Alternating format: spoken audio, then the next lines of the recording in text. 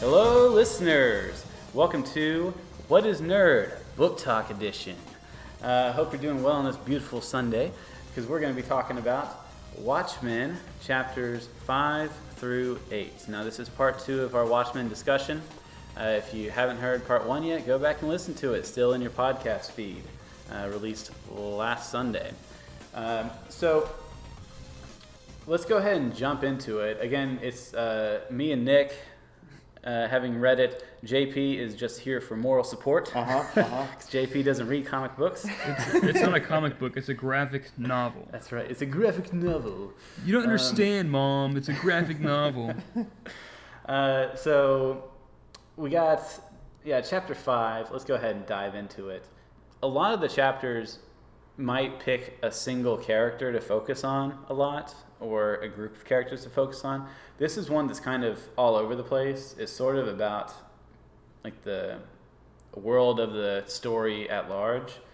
So several things happen in this one.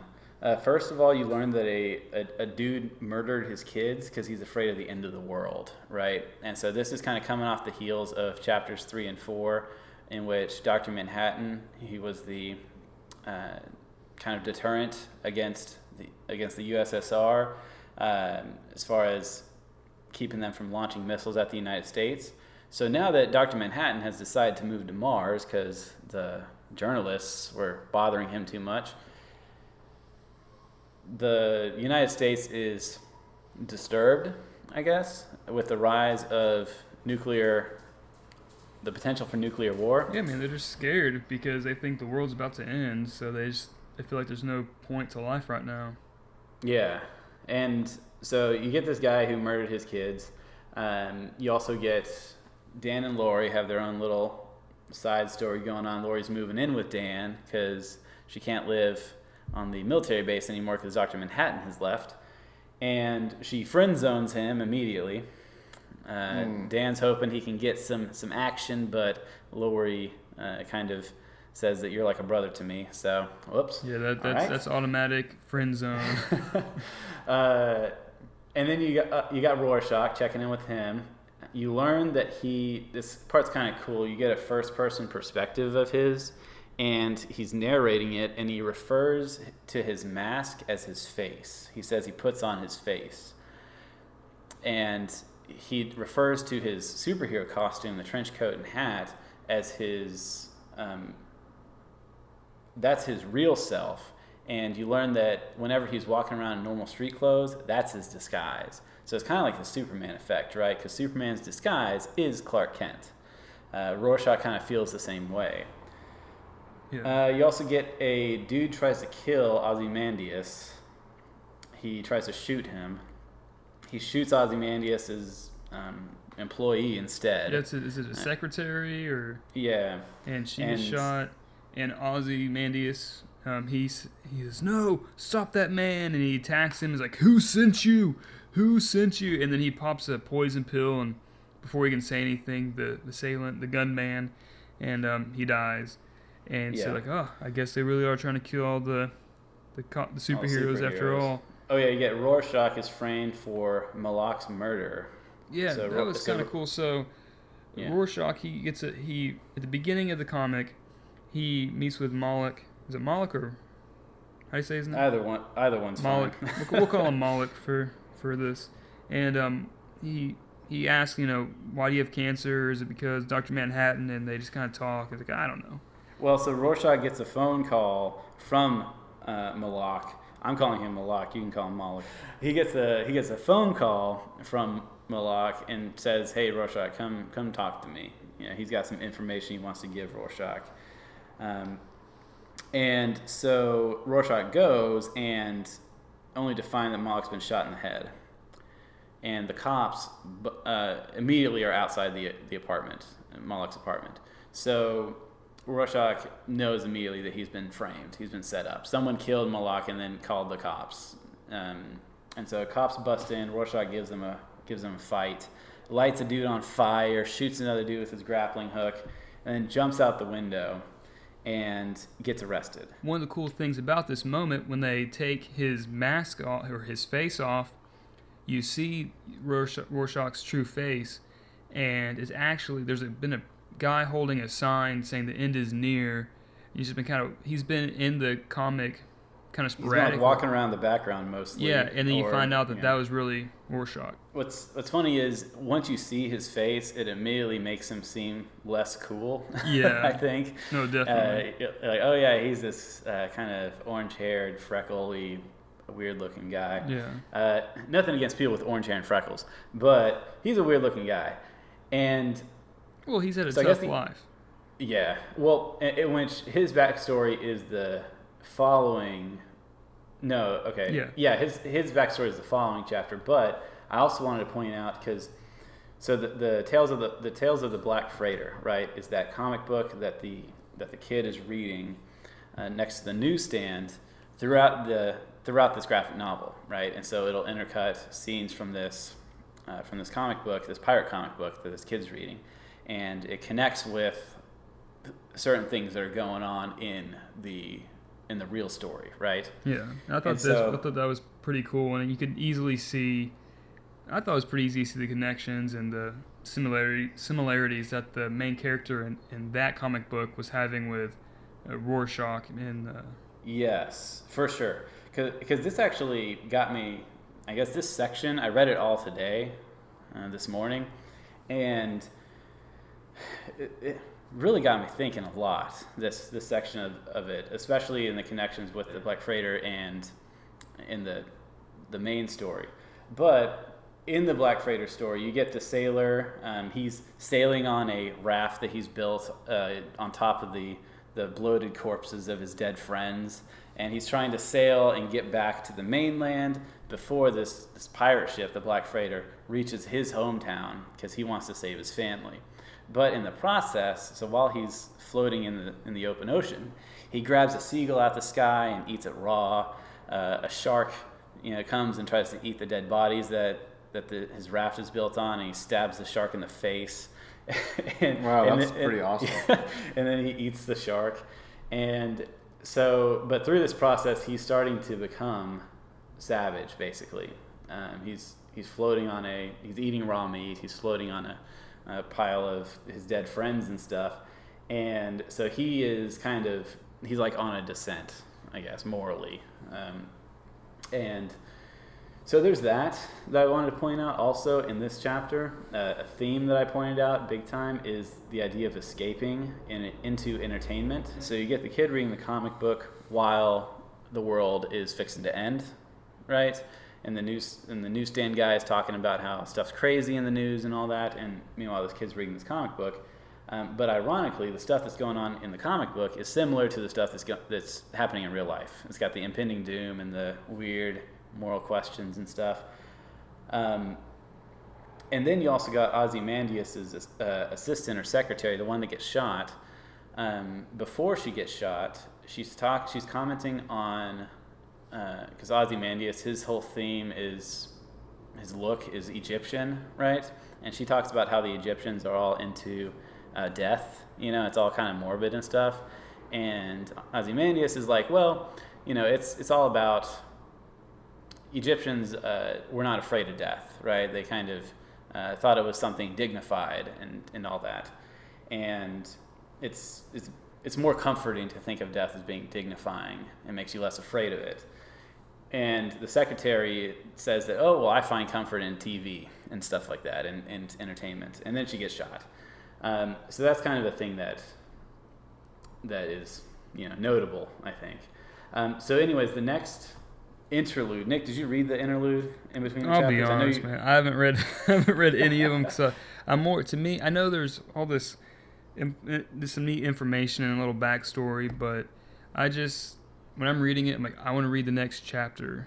I think the story itself is very neat, very exciting, and so I'm more interested in reading that. And I feel like the little interludes kind of slow down the pace of the comics. Yeah, they do.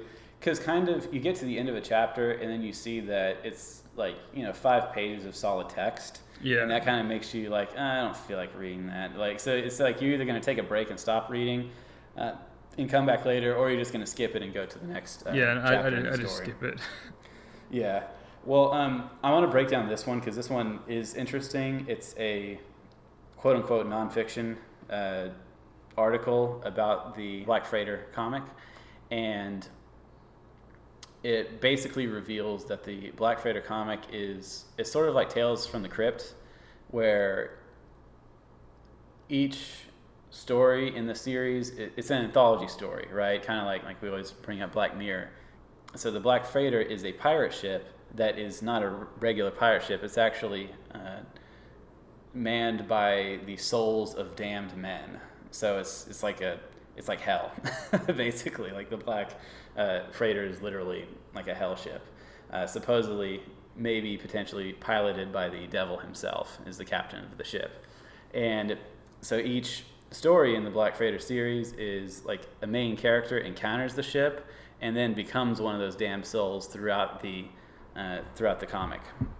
And so you kind of see where this one's headed, because you get the Mariner, the main character of the Black Freighter comic that we're reading. He's doing kind of increasingly crazy stuff, right? He's digging up dead bodies and building a raft out of them, and then he's eating raw seagulls and stuff. So it's revealed in this little nonfiction piece that he ends up like resorting to murder and all that stuff just to get home to his family.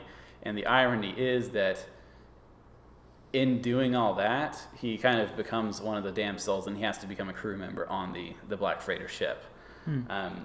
And so it ties into the theme, especially of Rorschach's story, which we'll get into with chapter 6. So, Nick, take us away with Rorschach's origin story in chapter 6. All right. Well, I just want to say that chapter 6 has probably been my favorite chapter so far, because they do, like you said, go into his backstory, and it's just so dark and twisted, and really shows Rorschach's view on life and everything.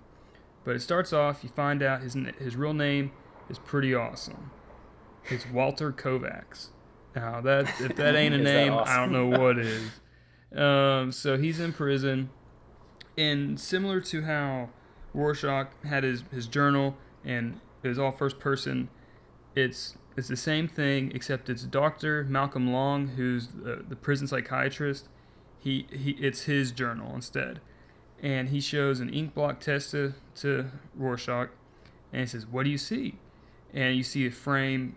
Rorschach sees a dog head split in half, and he replies, "A pretty butterfly." And he says, "Oh, nice, you're improving." And so he thinks, "Oh, he's getting better." Wants to hear. Yeah, and so then it keeps showing some flashbacks of Rorschach's past and him as a kid, and he hears his mom, and she's getting it on with a guy. His mom's a prostitute. Yes. Right? Yeah. Yeah. That's what she is. And so he walks in, and the guy says, "What? I didn't know you had a kid." And he abuses her, and he says, "I'm out of here." He said, "You're not even worth the money, lady." And she's all sad. And so Rorschach says, "I'm sorry, Mommy, I thought he was hurting you." And she smacks Rorschach he's like 5 years old. And she blames him and says, "You're a failure. I didn't want you. I don't like you. I don't." Calls him ugly. Yeah, she goes, "You're ugly," and so obviously it's not a good parenting style. And that's what he saw when he saw this ink blot. He was shown this ink blot, and it looked like two people close are about to kiss, and so that kind of triggered that flashback. And so Rorschach says he sees some nice flowers, and then some prisoners show up to his cell, and they're obviously criminals that Rorschach has helped put away, and they start threatening him and mocking him, and because they all know that he is Rorschach, and he put a lot of them in prison, right? So he's obviously in a bad situation where like everyone there wants to kill him. And so there's the part whenever they're standing in line getting their food, and the guy like threatens Rorschach, and Rorschach grabs the deep fryer from the cafeteria line and pours the burning like the oil all over his face, and Rorschach says, "I'm not locked up in here with you, you're locked up in here with me." Which is pretty badass. Yeah, it's a good way to look at it. Yeah. It's a good mindset. And so, and the whole thing too, It also talks a lot about the Dr. Long's personal life, how he goes home, is working on the case, and he's like, his wife's talking to him. She says, "Don't let it get you down." He goes, "I think I'm making progress, but this guy's, he's really twisted, but he's making progress." Yeah. And she said, "Well, don't let him get you down. What's the guy's name? Is it Dr. Long? Yeah, Dr. Long. Because he's kind of got a positive outlook on life, but Rorschach sees that as him being naive, right, and like overly comfortable. Yeah, and he's just kind of this big dude, and he's just kind of, happy-go-lucky. I'm here to help you.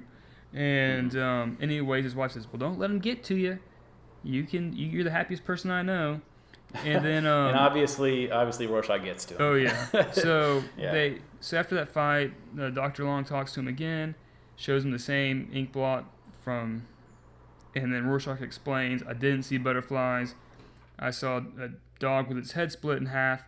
And he tells a story of there was a child kidnapping back in 1975 when Rorschach thought he was pretty weak at the time. Yeah, he says that back then he still referred to himself as Kovacs, so he doesn't, at the present, he doesn't identify himself as Walter Kovacs. He identifies himself as Rorschach, like that's his name. Right, and so there is no Walter Kovacs. And so he's a detective, and there's a child that's missing, and he finally traces it to this house, and he sees these 2 German Shepherd dogs eating out some bones and stuff, and so he goes in the house and finds out that the girl was there, but she had been murdered, and then he realizes that the dogs are eating the little girl's bones. And so she's been raped and murdered, and Rorschach handcuffs the perpetrator, and the guy says, "Please, you don't understand. It was I'm sick." And Rorschach says, "I don't care," ties him up in the house, and I think a dog attacks him, and he chops the dog's head in half, and so that's how. Okay, so I got. Go ahead and finish up. I got some thoughts. I was gonna say he hits the dog's head in half, kills the dog, and then he burns the place down and watches the house burn while the perpetrator's in the house, and then that's when he quit being Kovacs and became Rorschach. And then Dr. Long's like, "I can't believe that happened," and he feels so down about it, which, I mean, that's heavy stuff, anybody would, but at that point, Dr. Long, he loses his happy-go-lucky personality and basically sees the world through Rorschach's eyes and realizes that it is a dark and twisted place. Yeah. Because he sees because Rorschach mentioned in one of the previous chapters, he saw the painting of the silhouette of 2 people like embracing each other on the walls. It's like graffiti or whatever. And instead of him seeing that as something romantic, he's like, it reminds him of Hiroshima and how whenever the Hiroshima bomb went off, it left people's shadows on the walls, like an imprint of where they were standing. So he thinks of a nuclear blast instead of sees it for being something that's kind of a sweet piece of art. And you see that Dr. Long kind of starts seeing the same thing. He thinks of Hiroshima whenever he sees the silhouette painting on the wall, and then of course he goes home and he's got problems with his wife now, and he it's kind of a buzzkill at dinner and all that, talking about the mess of stuff that he heard. Oh, yeah. But so I got some thoughts on this because I think this is a story about how Rorschach, if you associate yourself with evil, you become evil, right? Or you become a crazy person or something like that. I think that, like, I don't even know if I would use the word evil. I think maybe like nihilism, or pessimism rubs off. Mm-hmm. So Rorschach, who started off as someone who wanted to stop crime and kind of make the world a better place, he became a psychopath because he was around criminals too much. And so my take on the scene whenever he kills the kidnapper. So first of all, the guy who he accused of being the kidnapper and burned, it's never clearly explained that guy was actually the kidnapper. It's never clearly stated that. Like, he doesn't find definitive proof that he murdered her and all that. Because he walks in there, he sees the dogs chewing on the bones. He goes into the furnace and he finds a piece of like teddy bear patterned cloth in the furnace in the basement. And so he jumps to the conclusion that this guy was the kidnapper and they murdered this girl. He got to that house in the first place because he tortured people, and he said he tortured 15 people, and the 15th person gave him an address. And now the reason why the U.S. government doesn't or shouldn't torture people is because the information that you get from torture is unreliable, right? Because if someone's being tortured, they'll say anything to make you stop. So for all he knows, this could be a random address. But I think that because he'd been around evil so much, he automatically jumped to the darkest conclusion, and that the dogs weren't just chewing on a chicken bone, they were chewing on the remains of this girl. And then he ends up killing the dogs, first of all, which is the dogs are innocent. The dogs didn't murder a child. And then he kills the dude, not as an act of justice, but as an act of rage. So this chapter is interesting to me because he also, as we said, has the same effect on the psychologist. Pessimism rubs off on people. It's interesting, I think. I agree. This is probably my favorite chapter that we've read so far in the book. But it made me think a lot about the importance of the types of people that you associate yourself with. Right. And it just shows that, no matter what your viewpoint on life is or anything, that somebody else can rub off on you, basically was all you're saying. So the next interlude is just a psychological profile of Rorschach. It's not really worth talking about that much. But the next chapter 7, Dan and Lori, pretty much, it's their story right here. As we know, Lori has friend-zoned Dan. Sort of, it seems like it. But she actually starts coming on to him. But you find out that Dan is just a big old, He's just a big old nerd. He likes birds a lot. So they're hanging out in his basement, and she's really intrigued by all his gadgets and stuff. It's like his bat cave, basically. Yeah, and he's like, oh, it's nothing. He's like, oh, this is so cool. And he's like, oh, no, it's not a big deal. And so she's really intrigued by him. And they're hanging out watching TV, and then Lori starts to make a move on Dan, and they start kissing, and he's like, I can't. No, and so it's kind of weird. She's like, no, it's okay. So they fall asleep, and then Dan has a nightmare where he's dressed up as Night Owl, Lori's dressed up as Silk Spectre, they kiss, and then an atomic bomb goes off, and then everybody dies. Wakes up in sweat, and he's naked for whatever reason. He just goes to his basement, and then...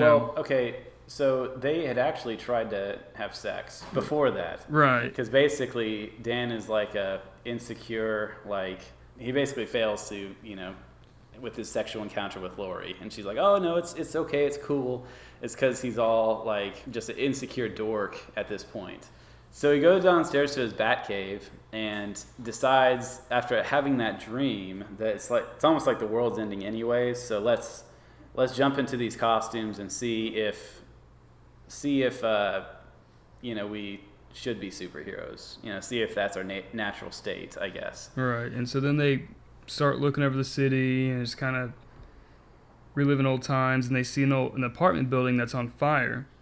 And actually this was probably, I thought was really funny. So they get to the building and they see these people trying to get out, and they open up the ship and they say, come on, come aboard, we'll save you.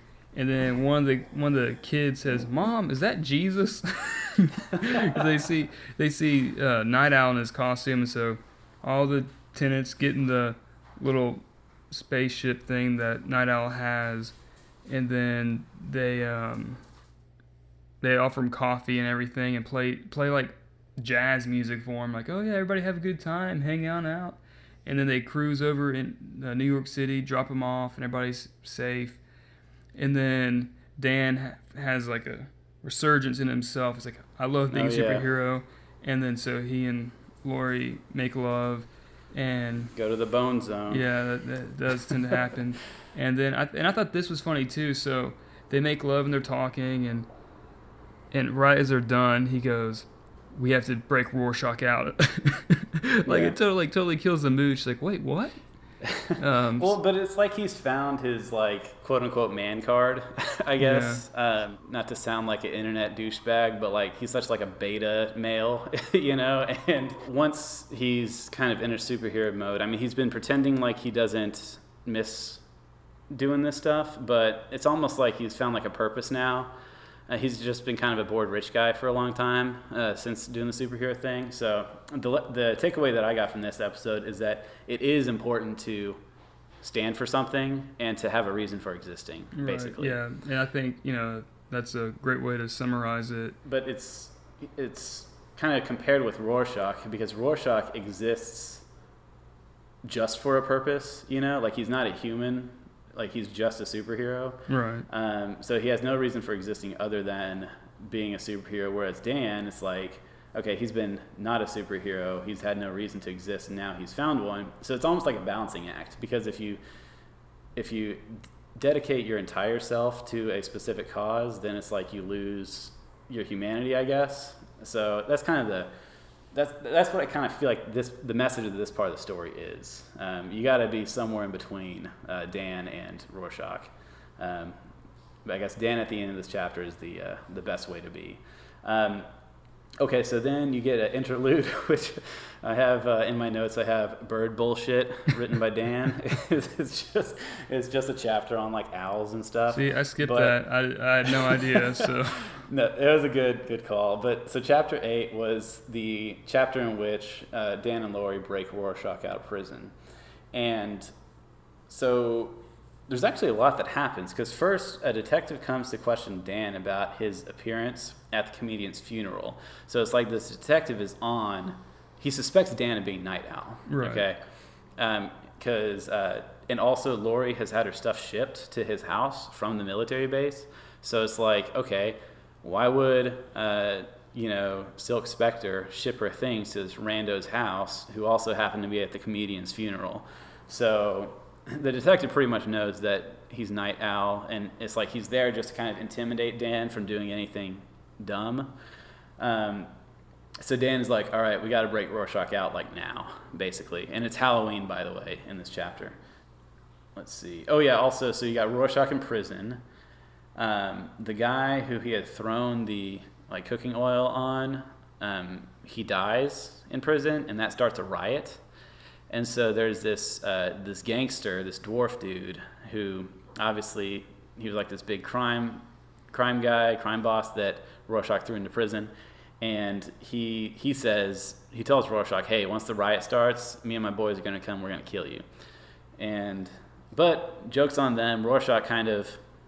He flips the tables on them. They're like, hey, we're going to get you. And then he ends up killing some of them and kind of escaping, and he's chasing down a few of the guys, and in the meantime all this madness and mayhem's going on, and Dan and Lori are looking, trying to get him out of prison. They see the riots, and at one point Dan sees Rorschach down a hallway and goes, I think that's him. He goes, hey, Rorschach. And he goes, hold on, because he's chasing one of the gang guys that were going to try to kill Rorschach. He saw that this guy ran to a bathroom. He goes, hold on, I got to go to the bathroom. He's like, oh, okay, that's weird.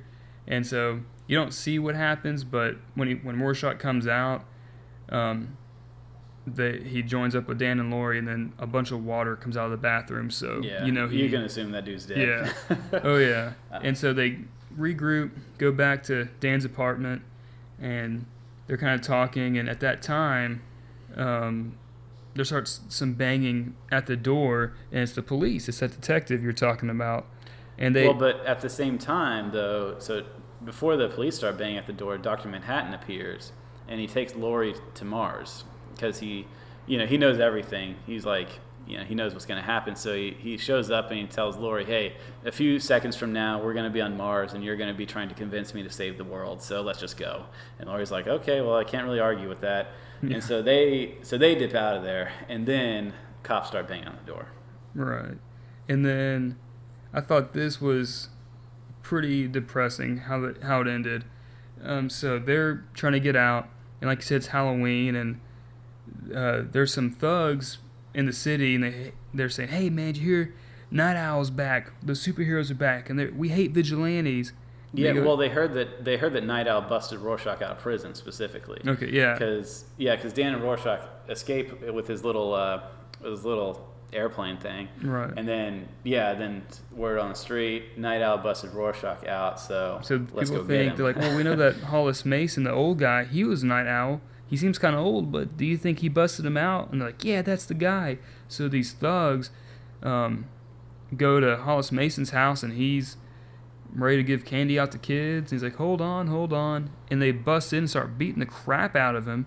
And so Hollis Mason has this flashback where he sees himself as a young Night Owl fighting all these hooligans, and he's doing all like the bams, zips, pounds, and he's punching them, and he's living the dream. But then there's a trophy or something in his house, and one of the thugs starts just beating his brains out, just beating his head in with this trophy. It's pretty graphic. And I'm like, you killed him, man. He goes, there shouldn't be superheroes. Let's get out of here. And so they leave. So they killed an innocent man. And then as they do that, I thought this was really one of the most sad parts so far of the comic. You have these kids who are dressed up for Halloween who obviously know Hollis Mason. And they go, Mr. Mason, were those friends of yours? Trick or treat. And then you see him like walk in on a dead body, and that's how it ends. And it's like super sad and depressing. And I don't know these kids, and it's just a comic, but still, I was like, it was heavy, man. It was rough. Yeah, well, that's all that we read. Okay, the interlude after this is they have this kind of a subplot of this right-wing newspaper, the New Frontiersman, and how they kind of like have like conspiracy theories and stuff, but they talk about a few things that's going on in the background. They actually accuse the USSR of orchestrating the takedown of superheroes and kind of making Dr. Manhattan leave and all that stuff. So kind of like similar to Rorschach, they have theories that it's a conspiracy. There's something or some force, which they point directly to the communists, specifically the USSR and Cuba, for doing this stuff.